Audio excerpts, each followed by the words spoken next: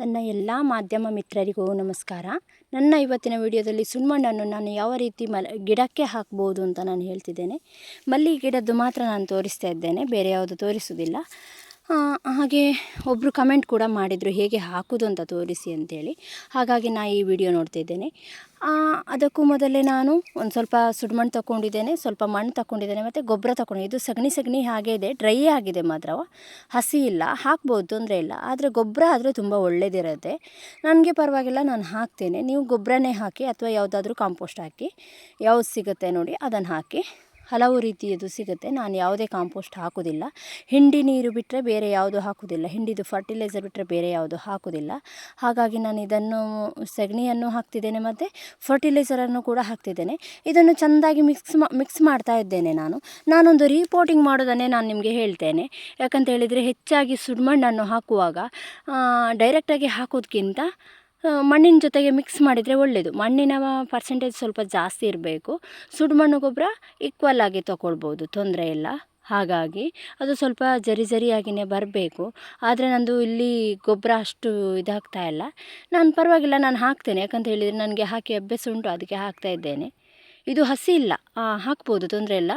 ಆದರೆ ಮಣ್ಣಿಗೆ ಹಾಕುವಾಗ ಜಾಗ್ರತೆಯಿಂದ ಹಾಕಬೇಕಾಗ್ತದೆ. ಯಾಕಂತ ಇದು ಗೆದ್ದಲು ಹುಳ ಬರುವ ಸಾಧ್ಯತೆ ಇದೆ. ಹಾಗಾಗಿ ಮೊದಲಿಗೆ ನಾನು ಮಣ್ಣನ್ನೇ ಹಾಕ್ಕೊಳ್ತಾ ಇದ್ದೇನೆ. ಮಣ್ಣು ಹಾಕಿದ ನಂತರ ಸ್ವಲ್ಪ ಗೊಬ್ಬರದ ಮಿಕ್ಸಿಂಗ್ ಹಾಕ್ತಾ ಇದ್ದೇನೆ.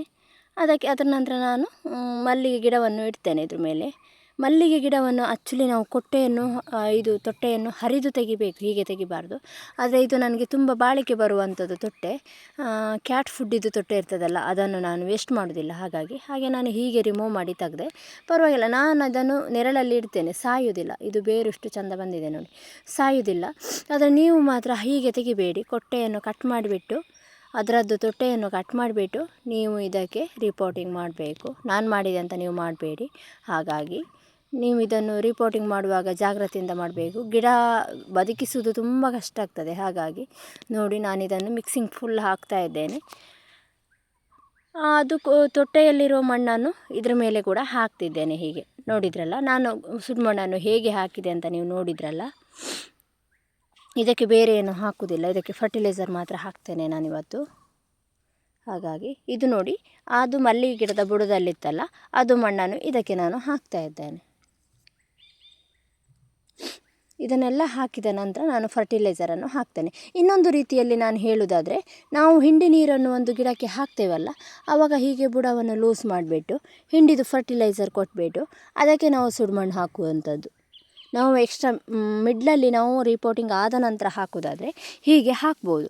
ಇಲ್ಲ ಅಂದರೆ ಇನ್ನೊಮ್ಮೆ ನಾವು ಎಲ್ಲ ಗೊಬ್ಬರ ಮತ್ತು ಮಣ್ಣು ಮತ್ತು ಸುಡುಮಣ್ಣನ್ನು ಮಿಕ್ಸ್ ಮಾಡಿ ಕೂಡ ಹಾಕ್ಬೋದು. ನೋಡಿ, ನಾನು ಇದಕ್ಕೆ ಫರ್ಟಿಲೈಸರ್ ಹಾಕ್ತಾಯಿದ್ದೇನೆ, ಹಿಂಡಿದು ಫರ್ಟಿಲೈಸರ್ ಹಾಕ್ತಿದ್ದೇನೆ. ಆನಂತರ ಇದು ಸುಡುಮಣ್ಣನ್ನು ನಾನು ಹೀಗೆ ಹಾಕ್ತಿದ್ದೇನೆ. ಹೀಗೆ ಸಹ ಹಾಕ್ಬೋದು. ನನಗೆ ಅಗತ್ಯ ಇಲ್ಲ, ಆದರೆ ನಿಮಗೆ ನಾನು ತೋರಿಸುವ ಅಂತ ಹೇಳಿದ್ದು. ಆದರೆ ಜಾಸ್ತಿ ಸುಡುಮಣ್ಣು ಹಾಕಬಾರ್ದು ಹೇಳ್ತಾರೆ, ಜಾಸ್ತಿ ಆಗಬಾರ್ದು ಹೇಳ್ತಾರೆ. ನಾವು ಒಮ್ಮೆ ಹಾಕಿದ ನಂತರ ಪುನಃ ಹಾಕಬಾರ್ದು ಅಂತೇಳಿ. ಆದರೆ ನಾನು ಈ ವರ್ಷ ಯಾವುದೇ ಸುಡುಮಣ್ಣು ಹಾಕಲಿಲ್ಲ ಗಿಡಕ್ಕೆ. ಹಾಗಾಗಿ ನನ್ನ ಈ ವಿಡಿಯೋ ನೀವು ನೋಡಿದ್ರಲ್ಲ ಸ್ನೇಹಿತರೆ. ನನ್ನ ವಿಡಿಯೋ ಇಷ್ಟ ಆದರೆ ನನಗೆ ಒಂದು ಲೈಕ್ ಮಾಡಿ, ಶೇರ್ ಮಾಡಿ, ಕಮೆಂಟ್ ಮಾಡಿ, ಸಬ್ಸ್ಕ್ರೈಬ್ ಮಾಡಿ ಅಂತ ಕೇಳ್ಕೊಳ್ತೇನೆ. ಬಾಯ್.